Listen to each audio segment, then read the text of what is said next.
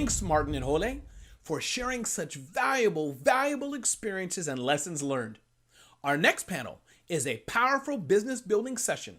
As corporate America continues to make and execute racial equity pledges to provide real growth opportunities for Black-owned firms, what does it take to rise from subcontractor status to become a prime supplier with lasting relationships? We'll find out in our next session.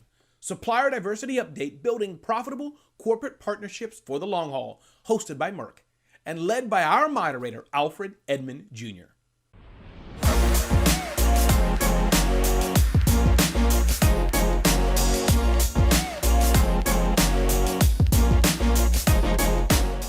Hello, everyone, and welcome to the Black Enterprise Small Business Summit. And we're here for the Supplier Diversity Update, Building Profitable Corporate Partnerships for the Long Haul. We have a great set of panels to have this discussion. We have Tarrus L. Richardson, the CEO of IMB Partners. We have Raul Suarez-Rodriguez, Director of Economic Inclusion and Supply Diversity at Merck. And we have LaToya Williams-Belfort, Executive Director of the 15% Pledge. And I'm your moderator, Alfred Edmond Jr., Senior Vice President, Executive Editor-at-Large at Black Enterprise. Let's jump right into it, people.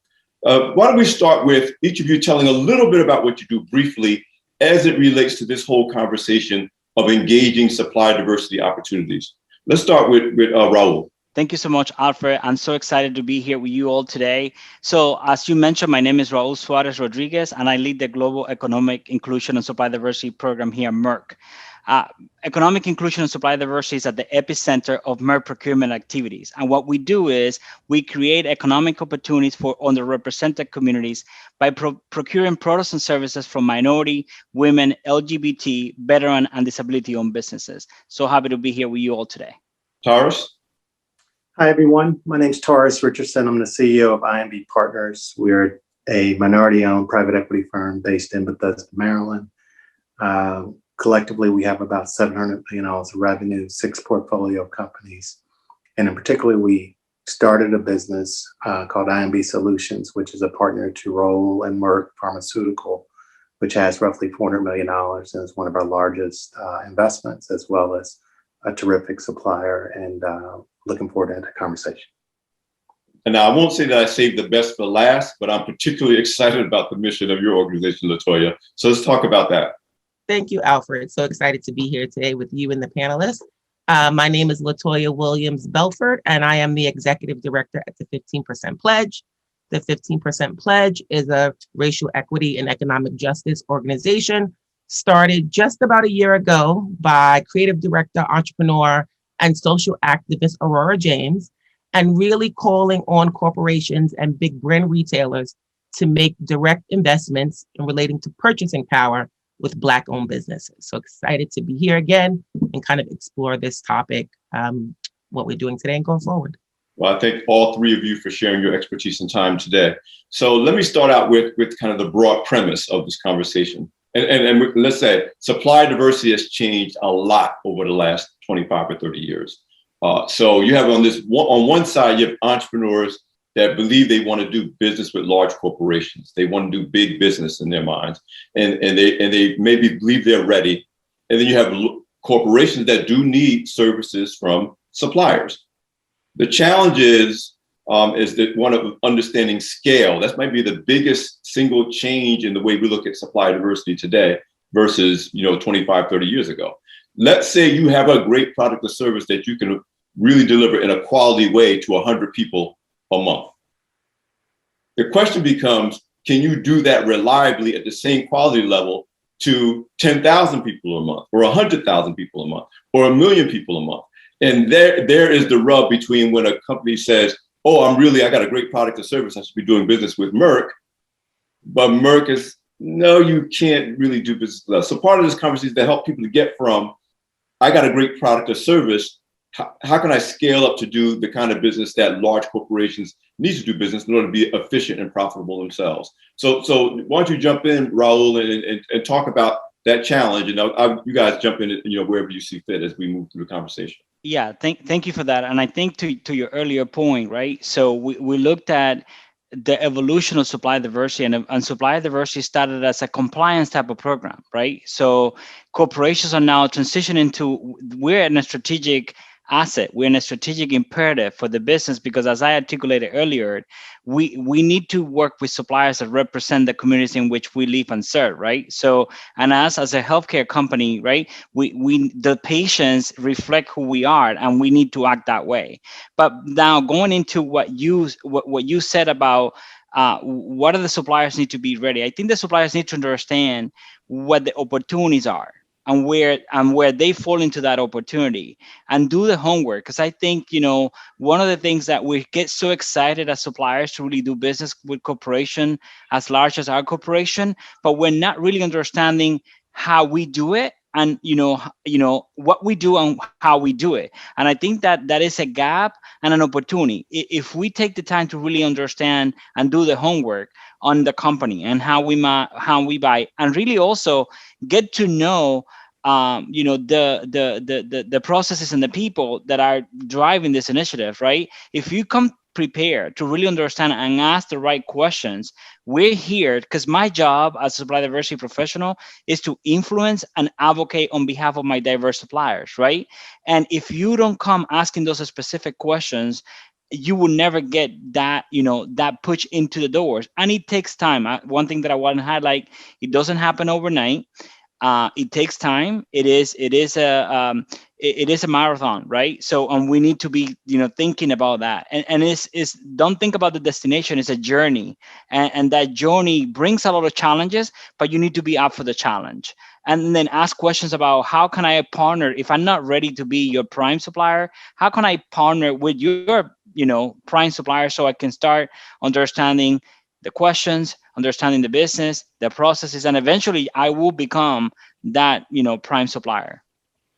LaToya, you're on the other end of the spectrum in many ways, because you're working primarily with entrepreneurs that want to gain entry to doing business with large corporations. So I just have Raul talk about what's the point of view from the large corporation. What is it that you have to educate entrepreneurs about from your end, as you're trying to get them to understand this is the journey you're about to go on. This is what the expectation is going to be, and this is what you're going to need to do to get ready. Yeah, I think, the pledge really addresses kind of supplier diversity from a racial equity lens. So I think we start the conversation from understanding that there are tons of barriers to entry, right? And really kind of thinking and working and being very strategic with our Black-owned businesses. At the pledge, we actually cultivate and incubate a community of Black-owned businesses, and really understanding where their gaps are. Access to capital, what kind of programming they need, what kind of business services they need to really be able to scale. And I think on the other side of that is, we're also cultivating a coalition of corporations that are approaching supplier diversity from a racial equity lens as well. So again, language in our land is very important, and being able to empower entrepreneurs to go to potential suppliers and business partners and say, hey, there are some barriers to entry that will inhibit my long-term success. And we have to problem solve around those first if I'm going to be able to scale and be successful. So thinking about mentorship, thinking about incubator programs, or all the things we kind of start the conversation with, is being really transparent about problems and again, barriers to entry, and how do we solve them. So Tarrus, we talked a lot about how we have to move entrepreneurs from not just thinking about products and services they're offering, but systems that they are building that will allow them to really grow and produce on the scale large enough to be able to satisfy the needs of a Merck or any large corporation. Talk about what entrepreneurs need to be thinking about in terms of building systems to deliver not just a great product or a great service. Yeah, I think first of all, I think the ecosystem matters. And so having someone like LaToya as an advocate to large corporations to encourage African-American and diversity spend is critical. And so very fortunate for what the work LaToya is doing. What that then does is it helps a company like Merck and or Raul sort of create for us a program which was basically a supplier diversity summit that they started having around 2013, of which we came to. And before we can figure out what to sell them, we have to understand what their current agenda is, what their pain points are, problems are, and how their buyer network works. So before I start selling anything, I try to take, at least some time to understand where they are. Do they have a diversity program? Do they have a need in the categories we're focused on? And can we meet their buyers?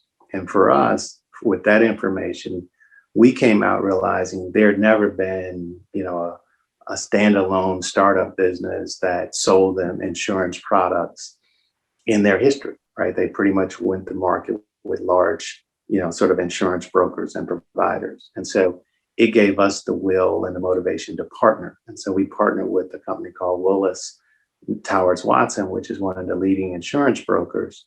And we wind up creating a solution together that enabled me to use their balance sheet and their know-how, along with our subject matter expertise and the solution we were selling, to de-risk the situation for Merck, to give us a pilot. Like, we didn't want a purchase order. We wanted a pilot to map, to prove we could do the work, and then we get a purchase order. So the solution and the system is basically starting with understanding a problem, trying to figure out if you can get an assessment or a pilot, proving you can do the work, and then getting POs. And so that journey from 2013 to today has led from an idea to a $400+ million business on an annual basis, all because we took the time to understand the problem and to figure out how to build partnerships in a way that made it easy for Merck to do business with us.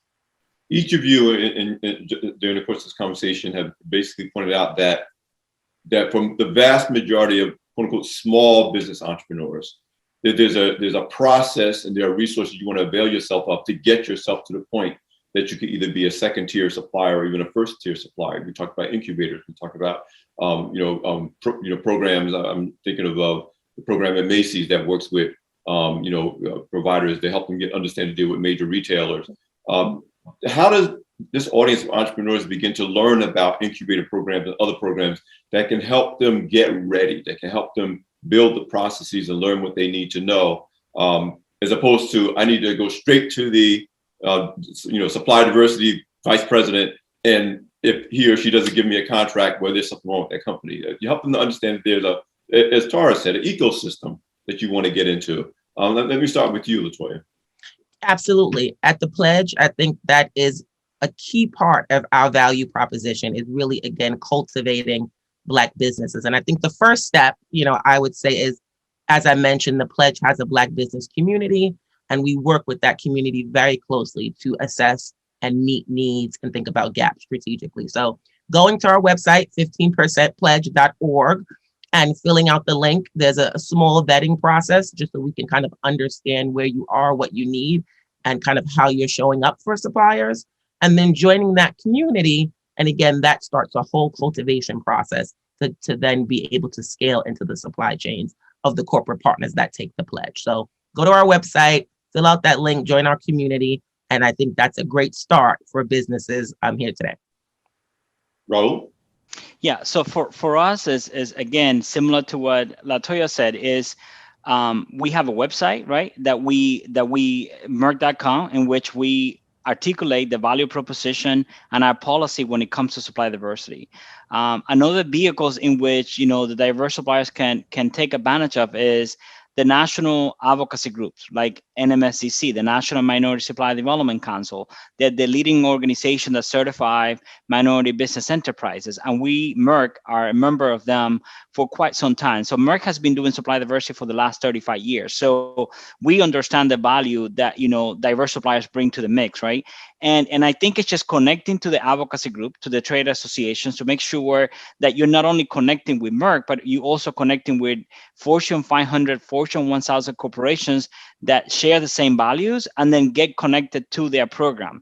So there's different ways, right? It's like, I can connect with you during this summit. I can connect with you at a National Minority Supply event, to even our own event, right? So like Tarrus was saying, so we host an annual economic impact summit. This is where we invite potential, and we invite our existing suppliers, because the intent is not only to collaborate, but also bring content that is relevant. And our suppliers, both potential and existing, know where we're heading direction. It's a way for us to really educate and make sure that they understand our processes, what's changing, what's coming, what's going. And that way, we keep everybody abreast of what's happening. But I think it's just connecting, registering with the corporation supply diversity program. Again, we are here your access provider. We understand, that we have opportunities, but the opportunities don't come every day. Opportunities come from 3 to 5 years, because there's a cycle on those contracts. So if you're patient enough and you take the time to really educate yourself, understand and learn, I think the results are going to be huge. Like, you heard Charles said, right? He started the initial conversation in 2013. It took quite some time to get to where he's at today. But, he was resilient, he was persevering, he was professional, he was keeping in contact. And I think that's another point. Follow up is critical. 2 out of 10 suppliers that I meet will follow up. 8 won't. So that shows you the importance of keeping in touch. And it doesn't matter to me if you reach out to me on every 6 months, but ask me, how often should I follow up? Because that whole open conversation, will build a relationship that would allow me to do the job that I need to do, and you to get in front of the category managers or the buyers for that respective products and services that you're trying to promote or sell to a company. Tarrus, we talked about this even before our session today. This is a long game. This is not a short game. That you're talking about cultivating relationships. You're talking about follow-up. How important is it for entrepreneurs to really think about even the systems they put in place, even having maybe even a dedicated person in their organization that focuses just on helping to build these relationships, as opposed to having the CEO be the bottle washer, the cook, the accountant? I mean, talk about this is it is a long game that you got to build out for, and a lot of entrepreneurs who really feel they want to do business on this level often don't understand the stamina and the strategy you got to take to be able to follow through and get access to these opportunities. Yeah, I think it's a great question. I think it's sort of 2 silos, right? So if you're an established business selling more of a commodity product, then you can hire a business development person to go out and cultivate and develop relationships, because the product sale is sort of something that's well established and people buy, and you just have to, put your sweat equity in to make that sale over time. If you're trying to create something that they don't do today, anything that's got innovation or a bespoke solution, it's very difficult to delegate that to a business development person. Basically, people do business with people they know and that they like. And so for me, in my business development cycle, it means if I'm selling bespoke solutions, I have to reduce the target. So business school teaches you to go out and talk to 25 customers and have customer diversification. The reality is that to do business with the largest companies from a standing start where you aren't in business with them, you might pick 3 companies that you focus on and say, I got a 36-month window to try to get to a place where I think I have a probability to generate a PO that would make it worth my while. And then for me, I probably met 50 to 60 of the buyers within Merck by going to the various meetings that Raul talks about and the conferences, understanding how they think and getting them to trust me and to know me, because it all had to start there. Before then, there was will amongst the buyers to try to make way for a new vendor. And so my sense is that you can't outsource that relationship development process if you're selling bespoke. Whereas if you're selling, staff augmentation, you're selling, janitorial services, something they buy, then you can have a dedicated business development person, regularly call on those accounts. LaToya, yes, please jump in. I would just jump in and add, and this probably seems really obvious, but at the Pledge, when we're working with entrepreneurs that are in that kind of $5 million and under range from profit perspective, many of them come to the Pledge without a strategic and sustainable business plan. So I think, when we think about entrepreneurs starting a business, again, being the CEO, making the product, being the head of shipping, I think we have to really make sure that we have a plan that's current and up to date. And again, it's really kind of a strategic blueprint on where we're hopeful to go 1 year, 3 years, 5 years. Because again, at the Pledge, we see many entrepreneurs that are well into business and really don't have a plan that kind of speaks to their current objectives.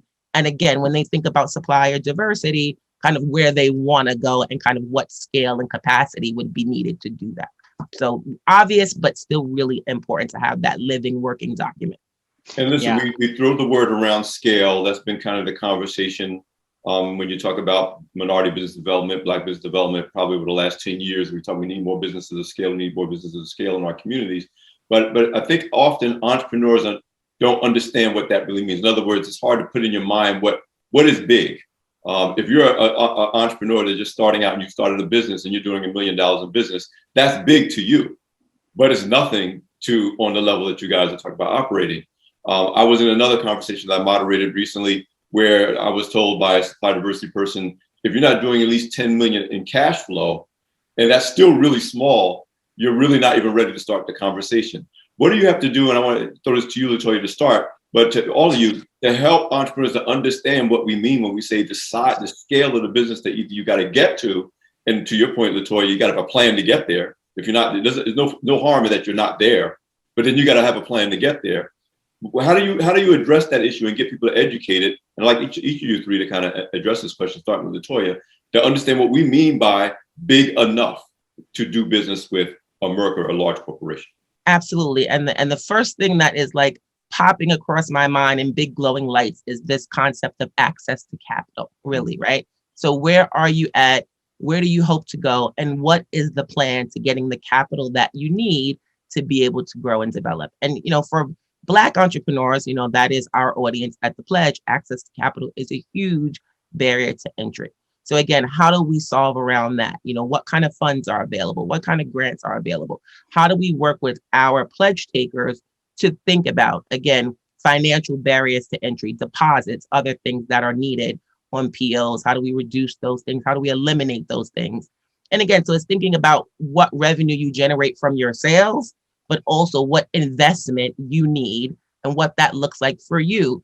At the Pledge, again, we have a lot of conversation about 51% Black owned, about Black founded, about Black invested, right? And what pieces of that, what is your strategy, your business plan as it relates to capital? So I think first, really understanding what you need in the long term is really important, then to thinking about how much you can grow and what your revenue can look like, again, 3-5 years. And then kind of what you would need to scale and do business with retailers and other corporations. I like Tarrus and then, I like Tarrus and then Raul to jump in on that point.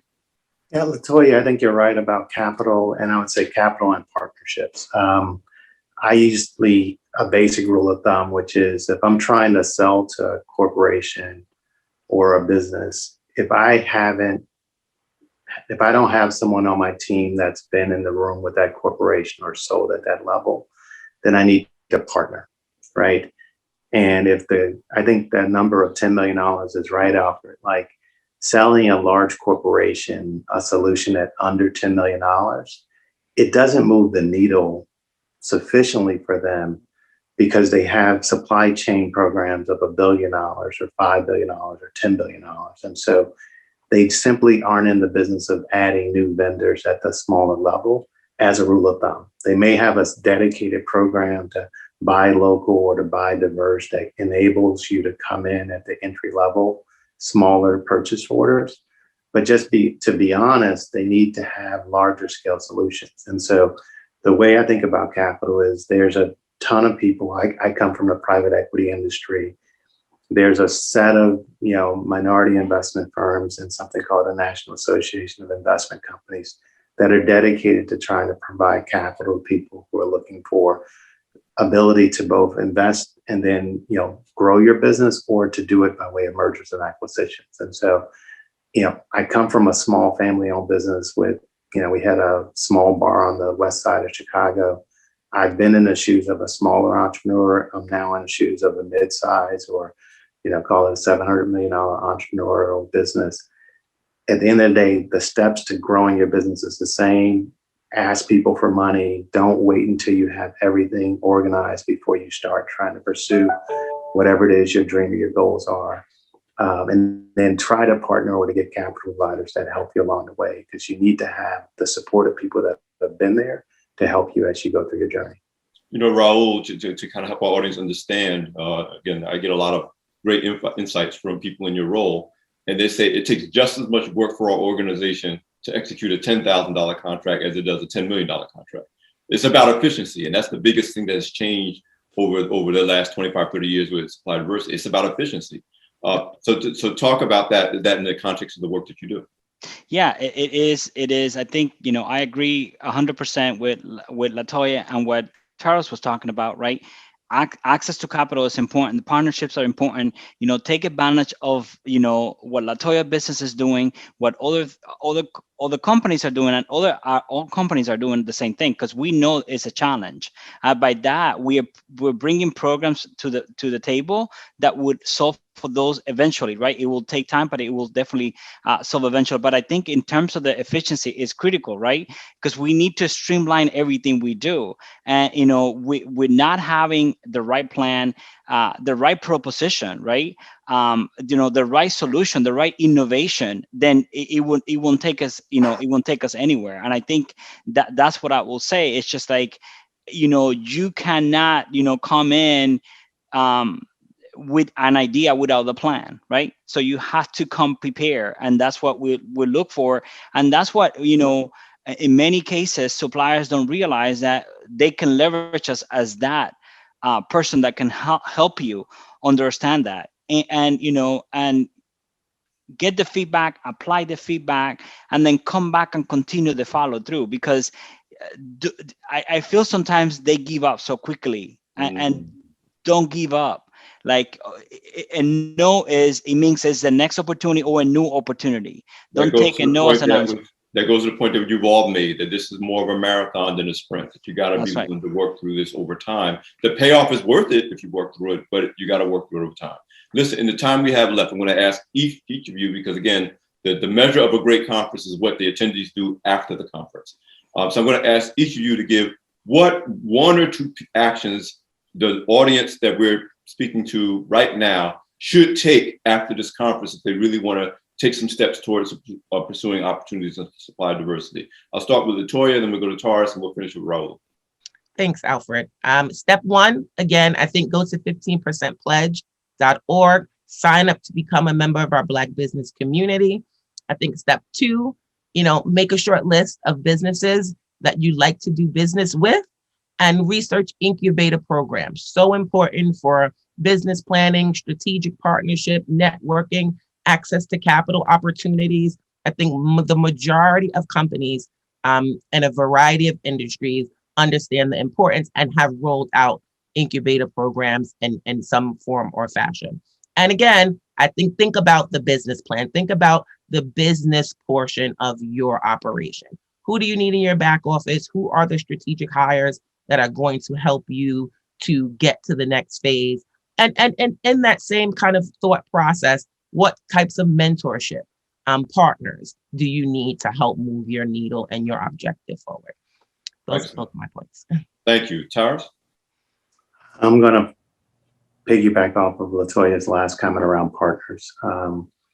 If you're a smaller business, sub $5 million of revenue, trying to do business with a large corporation, figure out who the larger corporations are that are prime suppliers to that corporation, and see if they might be willing to partner you to give them a diversity partner to take as a solution to those larger corporations versus trying to go on your own.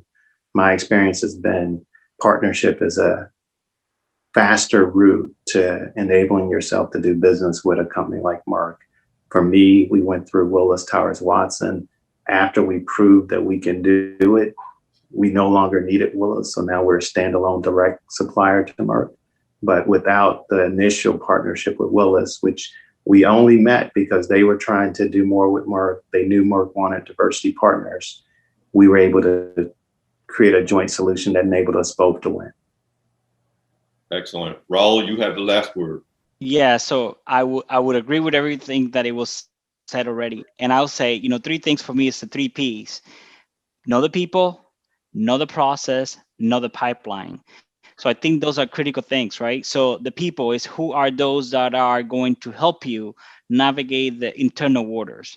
And then when you know them, then know about who are the decision makers, because supply diversity professionals, we don't make the decision, but we're your entry point to get you to that opportunity, right? So then know the processes, understand, you know, how we buy, how often do we do that? And if there is a particular match to the category and the product or service that you're trying to sell. And then know the pipeline is there's a lot of information on the website about how the business is going, where are we investing.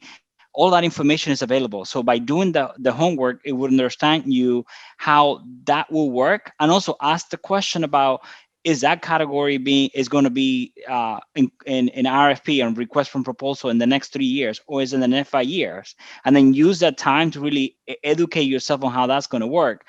And I think with that as well, who is, like I think Tarrus mentioned this, who is those prime suppliers that you're leveraging today, that if I don't get an opportunity, I can get back to them and find and bring a solution that will bring this diversity forward, right? So, and I think that's important. And then we don't ask that question enough. So who is your prime that I can actually, I can align with, that I can have a partnership with a strategic alliance or a new venture or in a spin-off or whatever the case may be. So, you know, we could get you in there. And I think that will definitely benefit, and something that I would strongly recommend to the diverse suppliers.